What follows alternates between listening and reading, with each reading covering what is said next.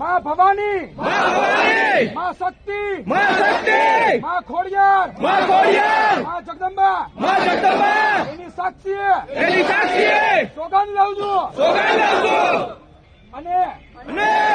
જો ભાજપ સરકાર પરસોત્તમ રૂપાલાની ટિકિટ રદ ના કરે તો આ ક્ષત્રિય સમાજ સમગ્ર ક્ષત્રિય સમાજ આ ગુજરાતમાં એક પણ ભાજપની સીટ ઉપરથી મતદાન નહીં કરે અને 18 વર્ષ અમારી સાથે છે, સાથે જ રહેશે અને આ એક ચૂંટણીમાં નહીં, આ તમે જે રોક્યું છે